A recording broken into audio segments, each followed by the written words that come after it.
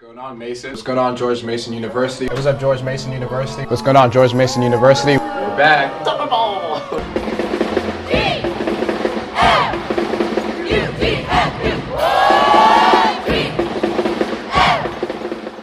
David Bernard.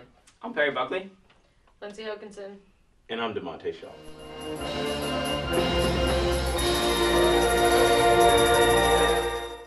What's going on, George Mason University? Welcome back inside the press box. I'm David Bernard. I'm Perry Buckley. I'm DeMonte Shaw. And Tyler Byron. And thank you for joining us once again. As always, we've got exciting things going on in the world of Mesa sports. We're going to start things off with women's soccer. Yeah. D. Shaw, take us away. I got you. So women's soccer just recently smacked Loyola in a double overtime game this past week. It was actually like 1-0, but in soccer that's like smacking them. The lone goal was scored by sophomore forward Emma Starr. She scored that, was it one minute into the double overtime? Also, Jasmine Cardoza, she led Mason with 4 shots, 3 which were on goal. We had Brenda Connell with 3 shots, including 2 on target. Overall, we outshot Loyola 14-11, so they really played hard out there. Yeah, good momentum for the women's soccer team right now. I mean, last Friday they beat Old Dominion 3-0. I mean, really one of the first times Mason scored more than 1 goal in a game. And it's going to be tough against VCU tonight. I mean, VCU, good attacking offense. Yeah, it's going to be interesting for our team. Yeah, definitely. Well, hopefully we could stop the havoc over there. Yeah, Shaka don't coach soccer, so we got a chance. We got this closet VCU fan right here. I can't help it. It's close to my heart. Mason's first, though, right? Wow. Mason's first. Okay. We're just making sure. But as always, come out, support women's soccer as well. Yeah. And doing big things against smacking ODU and, keep doing our thing. So we got to make sure we continue to show support for them. We're going to shift things over to volleyball real quick, where the volleyball team had a heartbreaker to Villanova recently. It was a 5-setter, very close, but in the end, Villanova ended up pulling it out. After winning the first 2 sets, they dropped the last 3. So it was a tough loss. But they're right now, Mason, we rank 8th in blocks in the country, so that's a good stat. We're definitely defensive wise, they're pretty good. Again, we just gotta, I guess, close things out better. But definitely a shout out to the lady Awoken-Aaron, who's 11th in individual rankings, and Lena Zonic is 5th in the A10 with 108 kills. So she's definitely doing her thing. Definitely keep it up. Yeah, she's killing them out there. Yeah. Ooh, kill him. Ooh. All right, let's shift over to some. We got some basketball news. Let's shift over to some basketball. Yeah. As far as men's, not much going on besides the fact that men's ticket sales are now open, all of that. So if you're not a Mason student, go out and buy your tickets. If you're a Mason student, you get them for free. Go buy some for some family members. It'd be a nice Christmas gift or Thanksgiving gift. Yeah, because we give gifts on Thanksgiving. Yeah. Thank you. Also, transition to the men's soccer team. They're number 23 in the nation right now. I mean, they just lost to UVA, but I mean, still number 23. Yeah, that's definitely big things. And again, you got to support them. Number 23 in the nation. I mean, that's crazy. Who would have? I mean, men's soccer's always been doing their things the past few years. But you'd have never thought that would be ranked up there. But now we are. I mean, definitely have reason to support it. Go support them because they're doing well. We definitely want to make sure that we're acknowledging how well that they're doing and that this role that they're on. Yeah, our soccer teams are putting in work. Oh yeah, been pinning it down on teams recently. Yeah, I'm telling you, I've been enjoying those games, man. Get out there. Talking about supporting upcoming games. As for golf, the VCU shootout is in Richmond, Virginia, from September 23rd to the 24th. Men's soccer, as we mentioned, is 4-1-1, so they're going to look to take some games against UMBC and Hartford coming up this week. Women's soccer, they play JMU this week, along with the big one, VCU, as Tyler mentioned. As for volleyball, thankfully this week they're wrapping up their non-conference schedule, so beginning next week, the games are the ones that really, really matter. Right, So so get into up to it this now. point, up to this point, like, you know, they've had a decent run at it. Definitely showed potential by the stats that you've mentioned, but our non-conference schedule starts next week with they're playing LaSalle and Fordham. All right. Okay, All right. cool. As always, thank you, Perry, for the upcoming No games. problem. And the hands where it rightfully should be. We remember how much of a mess it was, but somebody was doing it beforehand. But anyways, we also got some women's basketball news, some tournament information. Of course, tournament's not right now, but you want to shout that out real quick? Yeah, information? the Atlantic 10 Conference Committee people or whatever, they announced the other day that the women's basketball tournament for Atlantic 10 is going to be in the Richmond Coliseum. So we're all very familiar with that building. It's very close to us. A lot easier to get to than like going to Maryland. So, well, that's not true. For me, I'm sorry. I'm thinking personally. I live near Richmond. Geography. So,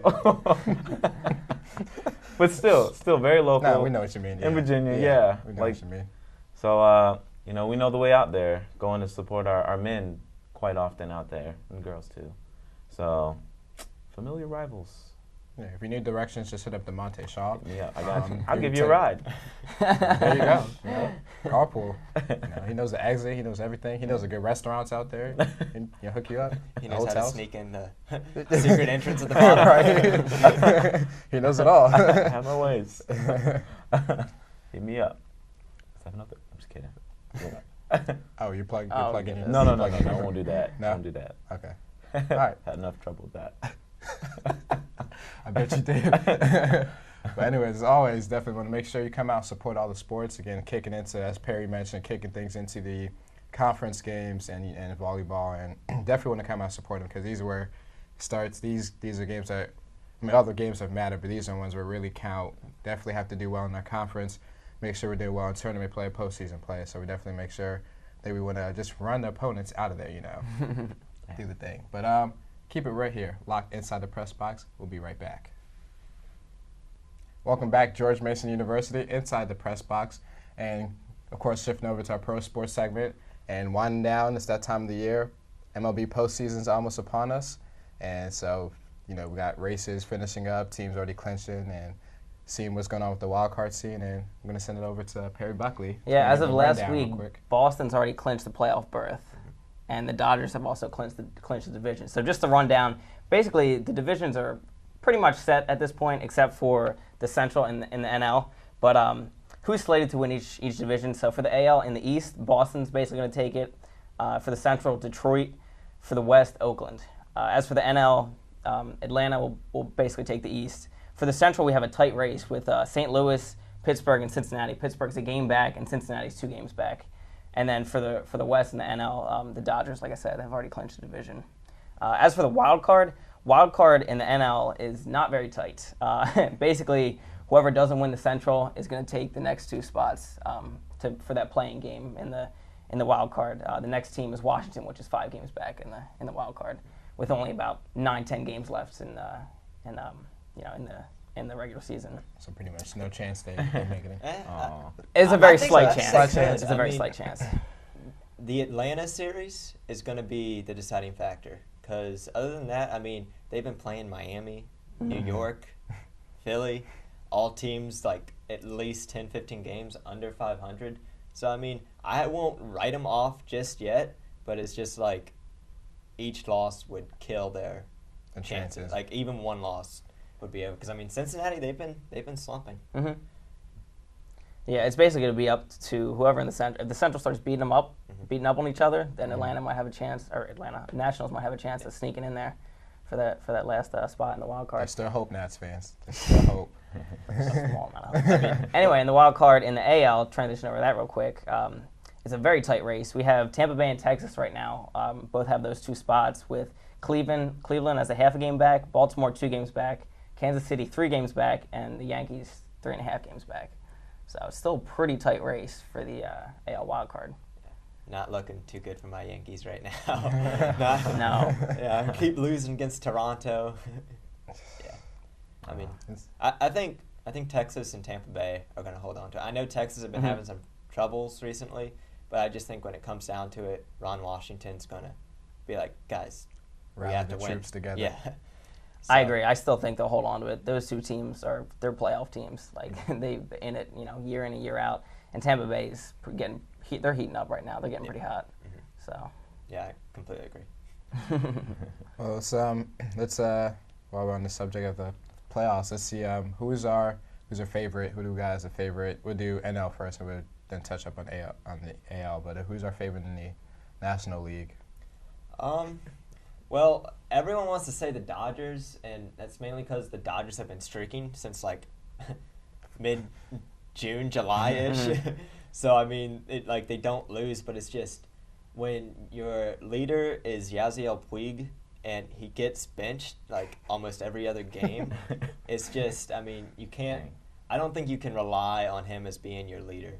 I think the Braves have a much better foundation, and I think everyone's going to say the Dodgers, but in my opinion, it's the Braves' chance to go to the World Series this year. Wow, that's bold.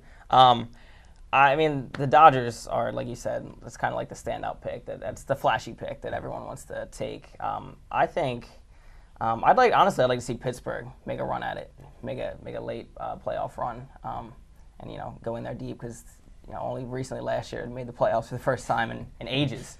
So I'd like to see them, but also St. Louis, they're always a contender, and once they make the playoffs, and again we talked about it before, it's whoever gets hot in the MLB. So whoever gets hot can ride that all the way to the World Series. So we'll see. Yeah. Well, your Braves argument almost had me compelled and convinced to change, but I was going with the Dodgers just because how you mentioned of them just streaking. It just seems that they're on a roll. I think they'll hopefully be able to ride the momentum into the postseason and keep it going. Hopefully, we'll see how long, but so far they've been striding along pretty well. Yeah, I'm all in for Puig.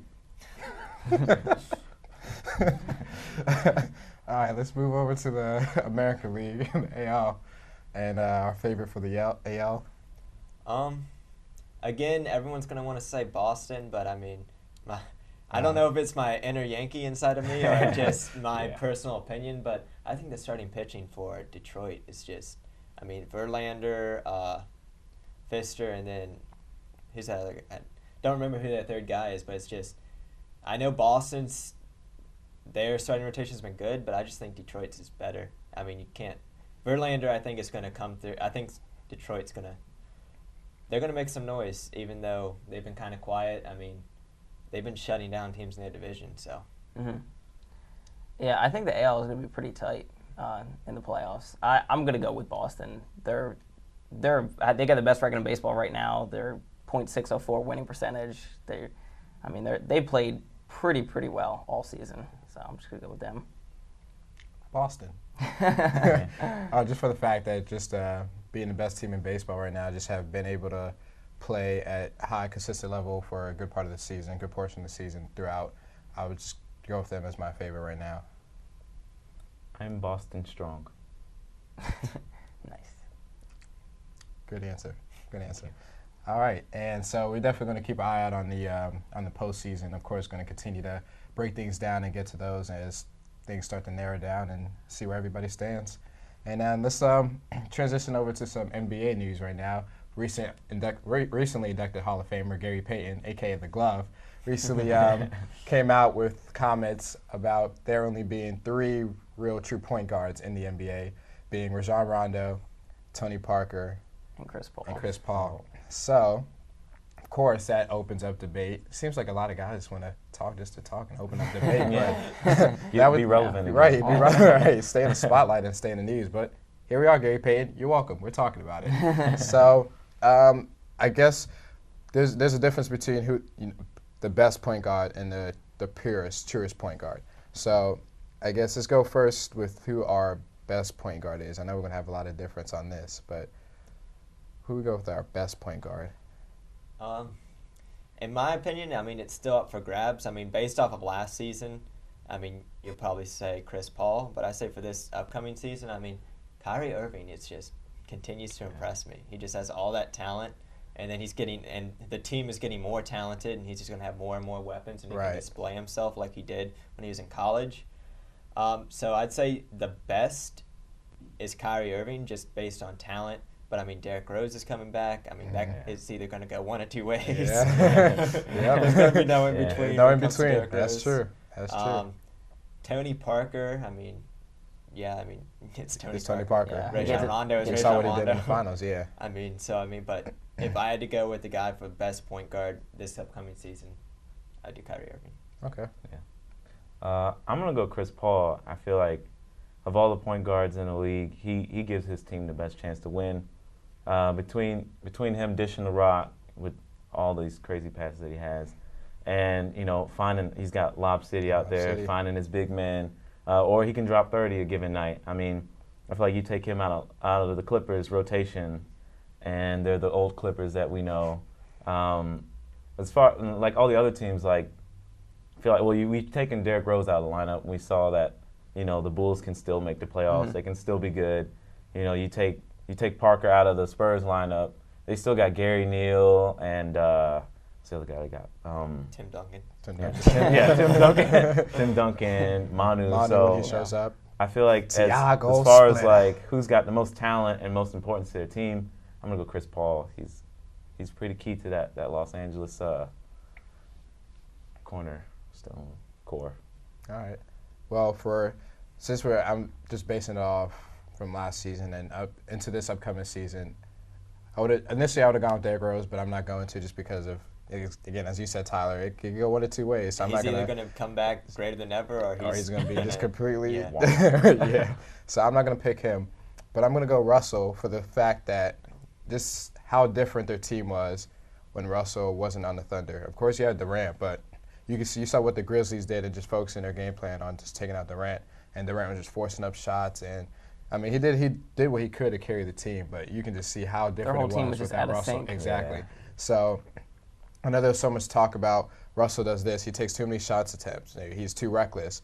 But you just see how important he is to that team because when you took him off, it was completely different. They didn't look like the top seed in the Western Conference at all. They looked like a mediocre, not mediocre, but pretty much just another bottom-of-the-line average team in the Western Conference without Westbrook. Yeah, it's almost like it's not good, but it works for their team. Like he can have all those flaws, but it works like they've made it their game plan. Like it works for them. Exactly. So you can see the impact it has. Yeah. I mean, I like the Chris Paul pick. That's a good one, and Russell as well, just because he had such an impact on his team. You could see that when they removed him from the team due to injury, but.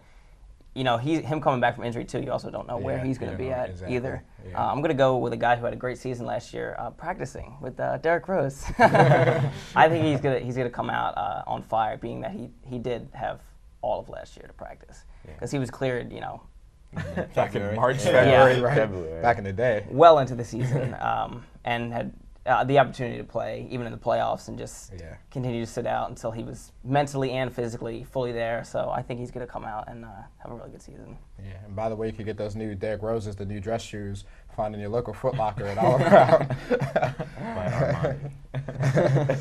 But all right, let's we got our best point guard in. As we said, purest point guard is completely different from best point guard. So who do we have as our pure point guard?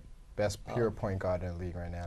Well, the guy I'm about to say, he's getting up there in age. Oh, you're gonna take my guy. I still like that pick. Yeah, we know where to go. He's getting up there. He's not on the team he used to be on. But, I mean, Steve Nash, two-time MVP. Yeah. I mean, he's in a system that doesn't really work for him right now. Yeah. I think eventually, the thing is with Nash being on the Lakers, it's Kobe's team. And it can't be Nash's team. Yeah. And, Nash doesn't want to take that away from Kobe because Nash is just that type of guy. But I think now that Kobe's injured, he has to be that guy, especially with Dwight Howard out of there. Yeah. It's just his last season in Phoenix, which was 2 years ago, and he's, upper 30s. Yeah, exactly. That was his best season statistic-wise. Yeah. Better than his MVP numbers. And he's still kicking it. And still doing his thing. I see what you did there. Yeah. Well, since you took Nash, I would say the next guy on my mind would have to be Rondo, mainly because his scoring is like he can score, but he doesn't look to score first. He looks to get his teammates involved, find an assist. He works hard on the boards. I mean, the guy's everywhere. He plays D. So I would go Rondo. I mean, he's just such a key component to that team, especially coming this year with, all of Boston going to Brooklyn. Like, he's got to be that rock, and I think he will be. I think him and Jeff Green and Avery Bradley, they'll really to really become like the new nucleus for the Celtics, Celtics. and hopefully find a way to get good old Hump involved and get those guys working together. Let's say Boston does make the playoffs this year. Would you, and Rondo is Rondo, would you put him as the MVP based on how everyone left and he's basically the core of the team? Depends on what that guy in South Beach is doing. Which guy are you talking about? Certain James guy? Certain guy. Chris Bosh, right?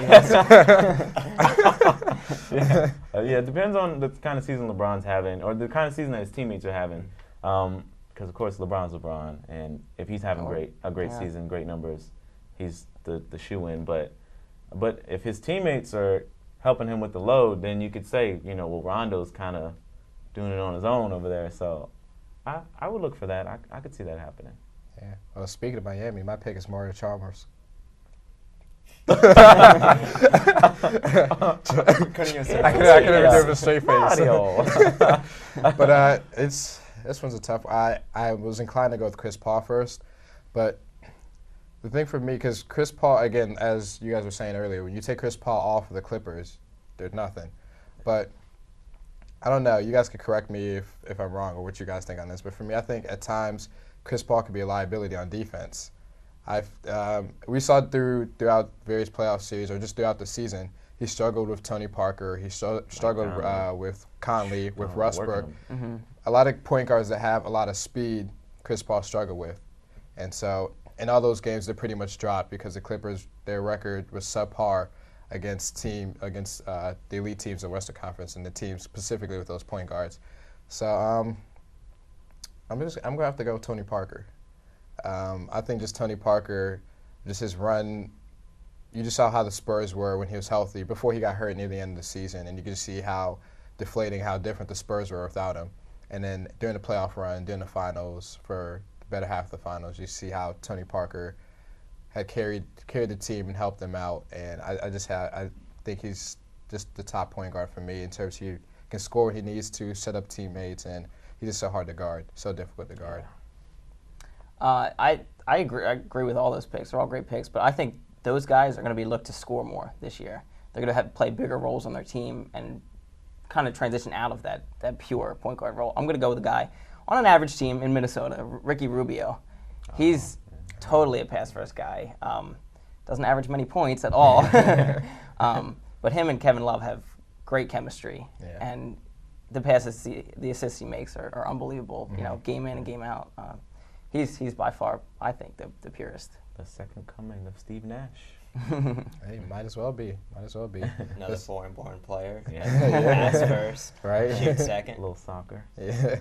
Yeah. And since we're on the topic of basketball, of course, we got the NBA playoffs in full swing right now. Ladies. Excited For that. seeing Candace Parker, just some of the stars right now in the playoffs. Candace Parker with the Sparks, Elena Deladon. I mean, the wonderful rookie season that she had. Yep. Of course, former CAA alum right there from Delaware. Saw her put the whooping on George Mason a couple times. Yeah, she did her thing. She took us down. And so she's representing, has the Sky playing at a high level. I mean, the Sky have not been able to do, they were a bottom feeder in the WNBA. And ever since Elena came over there, she's just able to turn the culture and the team around and has been playing really good ball. And of course, and you still got Minnesota. They're just loaded. Maya Moore, Simone Augustus, Lindsay Whalen. I think it's hard to see. It's going to be tough to beat Minnesota. To me, I know the Fever took them down last year, but it's going to be hard for me to see anybody but Minnesota taking it this year. Well, I mean, there's that. I mean, also, Phoenix is loaded too. Diana Taurasi, Brittany Griner. Yeah. I mean, Candace Dupree. I mean, just top to bottom. Yeah. I mean, even their subs could be starters on For most of the other teams in the league, yeah. So, I mean, I don't know. WNBA, in my opinion, like we've seen the past couple of years in the playoffs, it's just whoever gets momentum, like in baseball. Because, I mean, Seattle came out of nowhere a couple of years ago. Yeah. Minnesota, they were the 4 seed, came up and won. Now they're the top seed in the league. Yeah.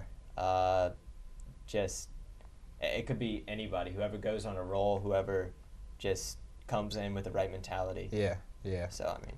Who knows? Maybe the Mystics will do it. Dark horse pick. Mystics. Yeah.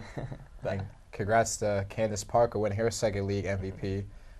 She joins a list of elite company with Cheryl Swoops, Cynthia Cooper, and Lisa Leslie. So it's not many that have done that in the league of having multiple MVPs. So congratulations to Candace. And so let's real quick, let's transition over to recently Trent Richardson being traded to the Indianapolis Colts. What do we real quick think about that trade? Stupid. On the Cleveland part, like why would that's like your only weapon? Like why would you trade him away? You're gonna put the season in the hands of who's the quarterback they just put in the lineup now? Brian Hoyer now. They passed over Jason Campbell because Whedon's hurt right now. Yeah, I mean. I just thought it was unbelievable. I mean, I couldn't believe. I mean, that was number 3 pick last year. Yep. I mean, number 3 pick. He was their future, and he was doing good work. Yeah. I mean, he's on my fantasy team. I would know. I mean, just he was doing a great job given what was happening. Not so great offensive line. Defense has finally stepped up, but now it's just who else is there on offense? Exactly. We kind of know who the quarterback is, but other than that, I mean, we know no one. And they signed Willis McGahee now. That's no Trent Richardson. I mean, Willis is he's up there in age now. Yeah. But I think on the Cleveland part, I know we got to wrap things up real quick, but on the Cleveland part, it's not, I guess you can just tell they're just clearing house and I guess trying to rebuild once again. It seems like they've been rebuilding for the last 29 years. Do it every season. They do it every season, but I think it's a good trade for the Colts, and you get Andrew Luck that guy to hand it off to. I can't believe it. It's like you said, it's unbelievable. Being that he was their future, and then just to ship him off and get you get a first rounder for him, but still, like, he was the rock for that team, and he was the future. For the Colts, on the other hand, it's an unbelievable move as well. Yeah. Because it totally increases their offensive firepower, and it is a more of a short-handed guy for them to hand off to, but also as well, like he's a decent receiver as well. Yeah. So another weapon for Luck to throw to. Yeah, but we'll definitely continue this conversation another time. And again, as always with most topics, we could continue to go on and on about it. But as always, thank you for joining us inside the press box. Don't go anywhere. Definitely make sure you can see DeMonte's thirsty right here. But I'm Vader Bernard. I'm going to take a sip of this water real quick. I'm Barry Buckley. I'm DeMonte Shaw. And I'm Tyler Byram. And as always, press on, George Mason. Press on.